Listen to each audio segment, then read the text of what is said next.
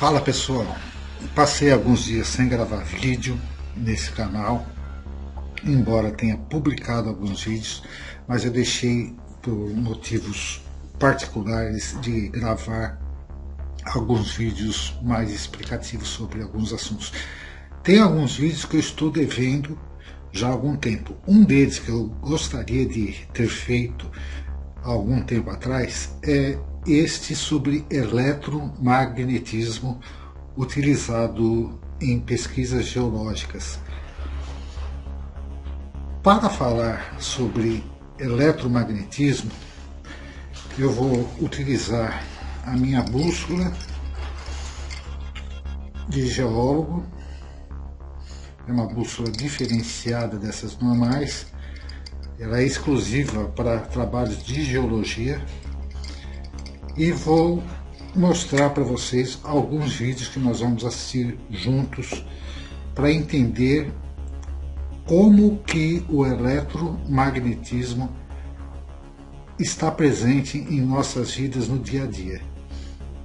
Para depois disso, nós falarmos sobre o assunto principal desse vídeo, que é sobre a prática de detectorismo, que muita gente tem adotado e tem utilizado como hobby, ou mesmo até como uma ferramenta não muito indicada, mas que possibilita a pesquisa superficial de determinados minerais.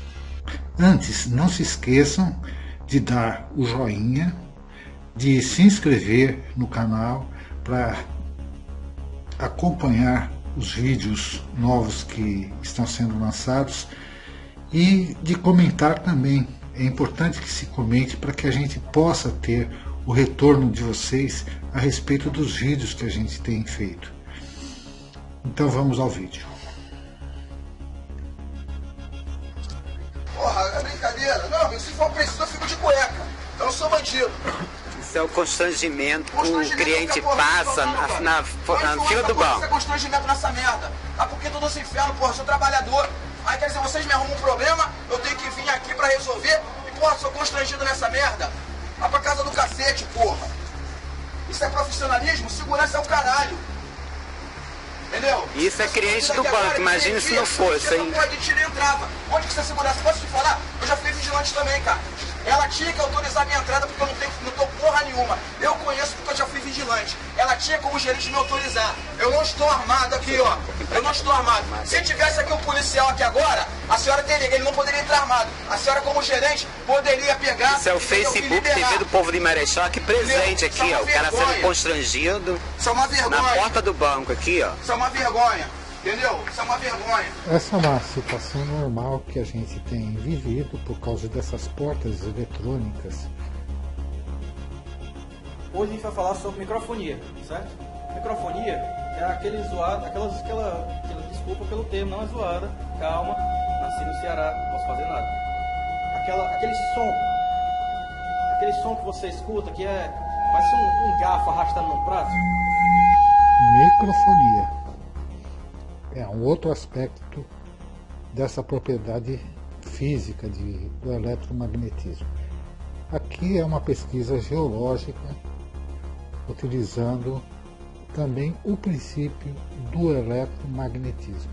São fios que são estendidos no terreno, onde se passa uma corrente, se cria uma bobina natural, onde essas correntes são medidas. Aqui já é o uso do eletromagnetismo em equipamentos de detectorismo propriamente dito. Todos esses aparelhos ou esses aspectos físicos que a gente vai discutir tem a ver com o eletromagnetismo. Aqui é a minha bússola. Eu simplesmente estou chegando perto com o meu celular, gravando com o meu celular, e cada vez que eu chego mais perto, o meu celular, que é carregado por ondas eletromagnéticas e interfere na agulha da bússola. O que todos esses casos têm em comum é o eletromagnetismo. O eletromagnetismo ele tem por base o campo magnético gerado por a passagem de uma corrente elétrica. Então, o eletromagnetismo pode ser natural ou pode ser induzido. Quando ele é induzido, ele é provocado pela passagem de uma corrente elétrica por uma bobina, por exemplo, por um fio ou por uma bobina. A bobina amplifica o sinal eletromagnético. Então, todas esses exemplos que a gente mostrou há pouco são baseados em bobinas onde é gerado um campo eletromagnético e a partir desse campo eletromagnético a gente pode observar algumas das reações, como no caso da porta giratória, presente em bancos, por exemplo, onde a bobina detecta a presença de determinados metais na passagem da pessoa. No caso da microfonia, essa bobina ela recebe uma interferência de algum outro metal próximo e faz com que o som amplificado tenha retorno no próprio sistema. Então a microfonia é o retorno desse sinal. É um aspecto do eletromagnetismo sendo sentido pelo som, por exemplo. Então, se você for já para equipamentos que são negociados, que são vendidos para detectorismo, nós temos o princípio do eletromagnetismo em si, uma bobina que é um monte de fio de cobre enrolado, onde é passada uma corrente elétrica nessa bobina e essa corrente elétrica gera um campo magnético. E esse campo magnético, ao perceber algum outro elemento que transmita energia, por exemplo, ouro, metal, enfim, todos esses elementos aí, uma moeda, um anel, acaba acusando através de um som, ou seja, é o retorno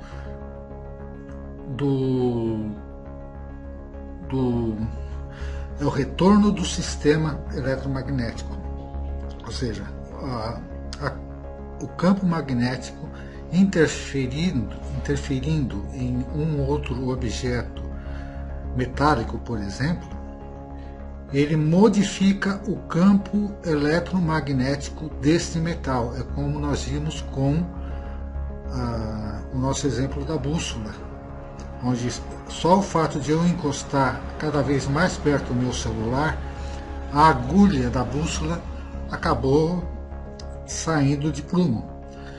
Então, a interferência de um campo magnético em um objeto metálico produz uma alteração no estado desse objeto.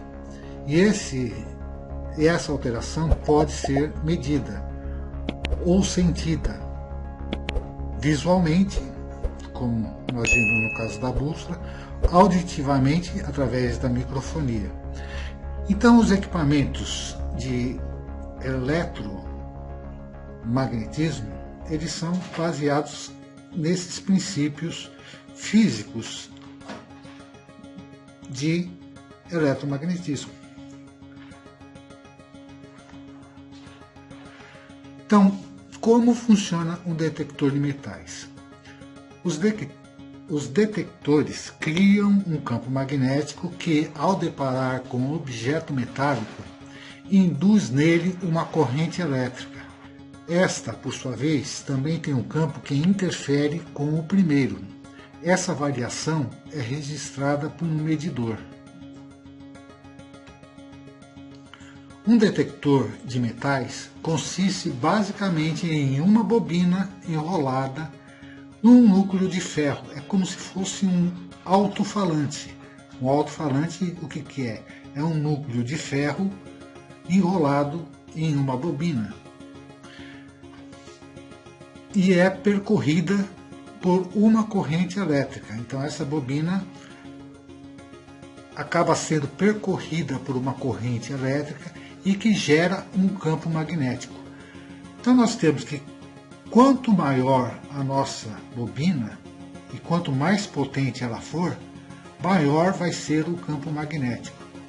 Como os nossos detectores de metais, esses utilizados como hobby, eles são umas bobinas de 20, 30 centímetros no máximo, tem algumas que chegam talvez a meio metro.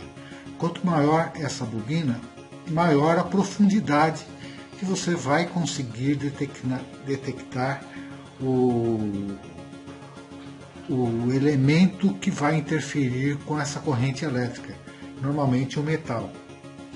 Quando nós utilizamos esse princípio para pesquisa geológica, nós recriamos uma bobina de um tamanho bastante grande, de centenas de metros, às vezes mais de que 1 quilômetro de extensão, essa bobina, através de esticar fios no terreno e pontuar esses fios com vários polos onde a gente possa fazer medições. Por isso que em geofísica nós conseguimos detectar substâncias minerais a grandes profundidades, 80, 90, 100 metros ou até mais de profundidade, enquanto que o detector de metal vai se restringir somente aos primeiros 20, talvez aos 30 centímetros do solo.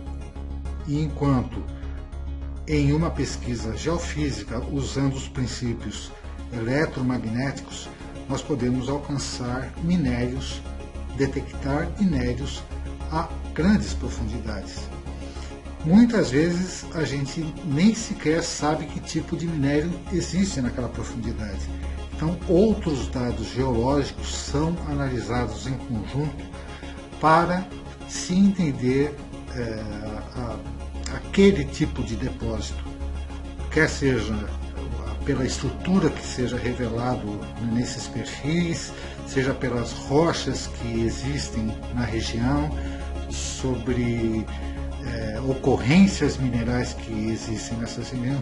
Tudo isso é analisado em conjunto com a geofísica, que é um método de investigação indireto para reconhecimento de depósitos minerais.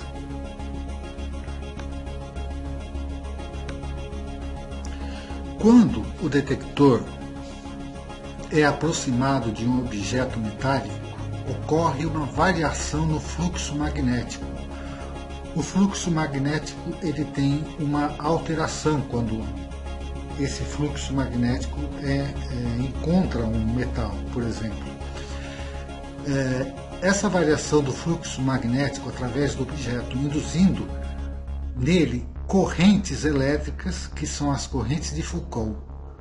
Essas correntes geram um novo campo magnético naquele objeto, que induz uma corrente de bobina, que induz uma corrente elétrica naquela bobina, de intensidade diferente daquela que a percorre, e isso pode ser medido.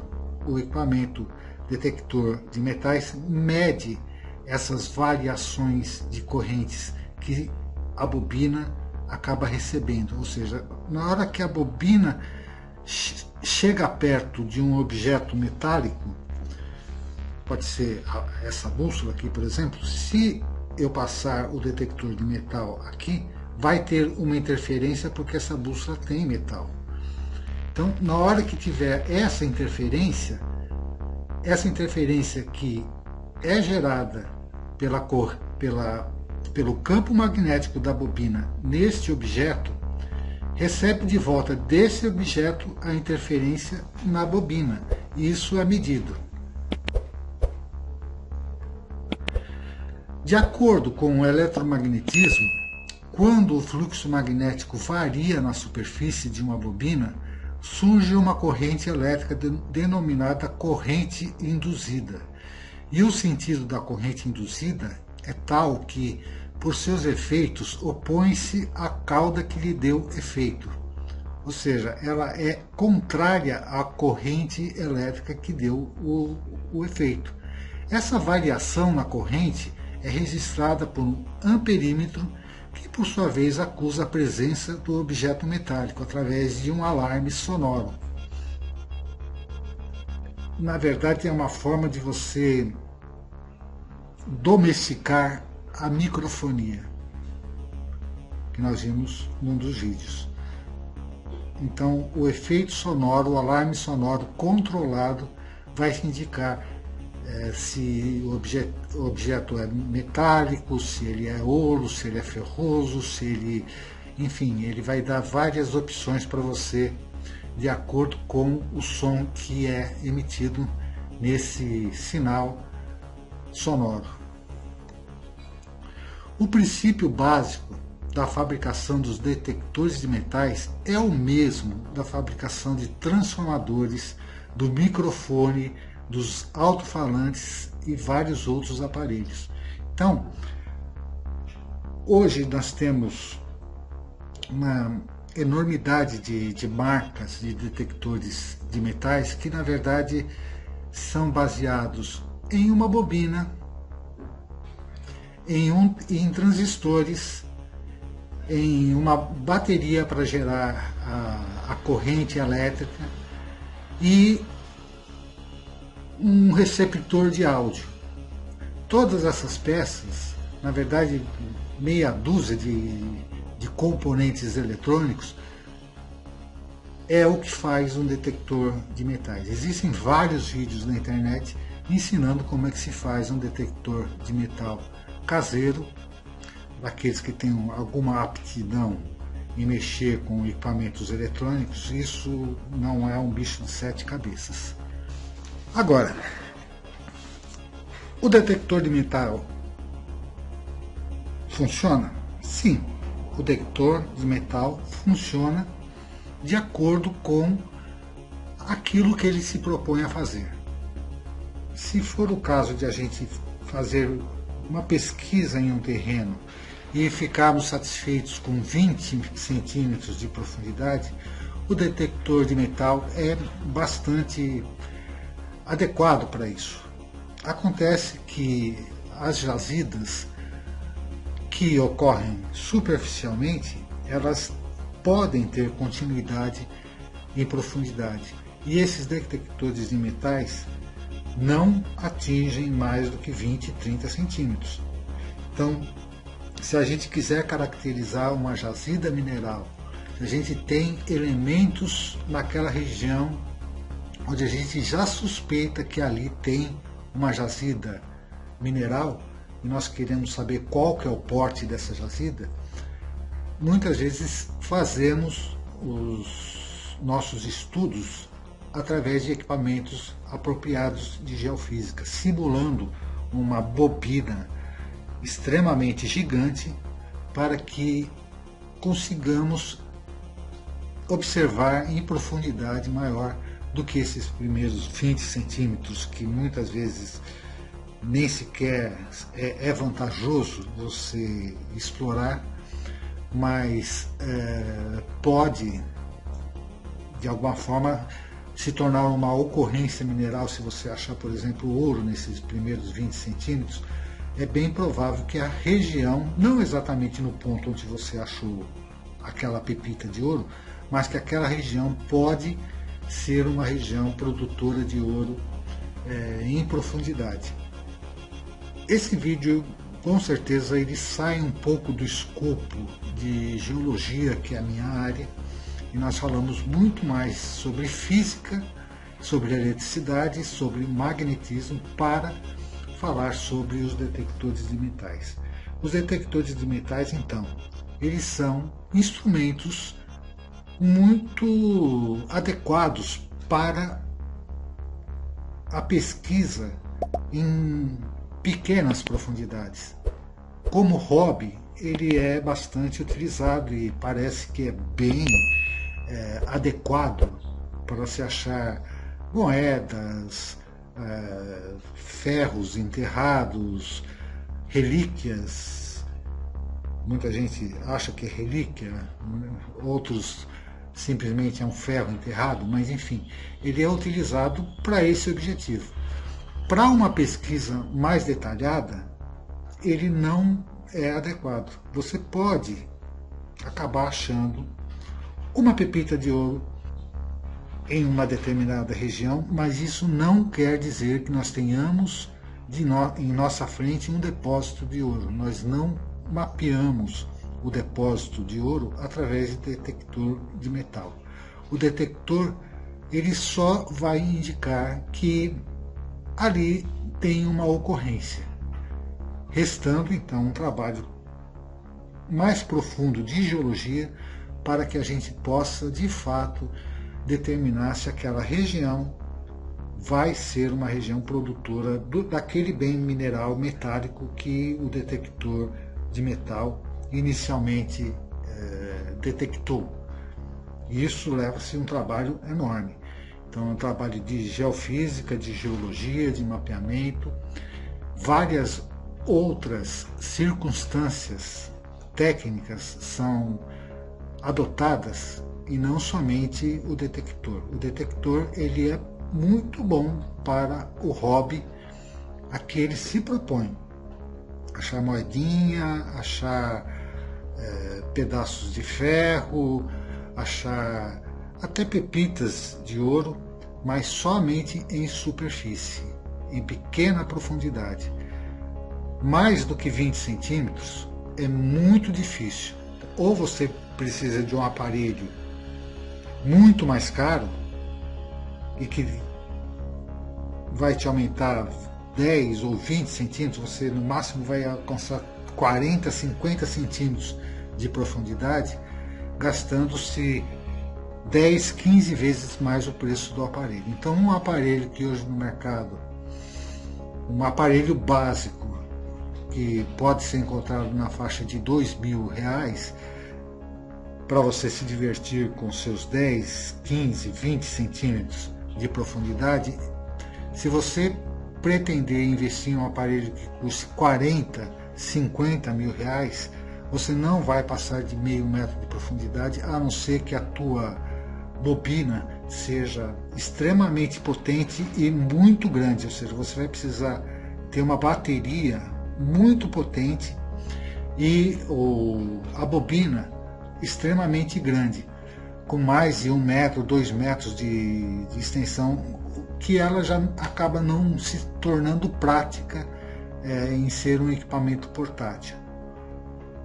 Para espessura, para profundidades maiores do que 30 centímetros, esses equipamentos, em termos de custo e benefício, são bastante relativos, depende do gosto do freguês, porque não é porque você vai ter um aparelho de 40, 50 mil reais nas mãos que você vai conseguir encontrar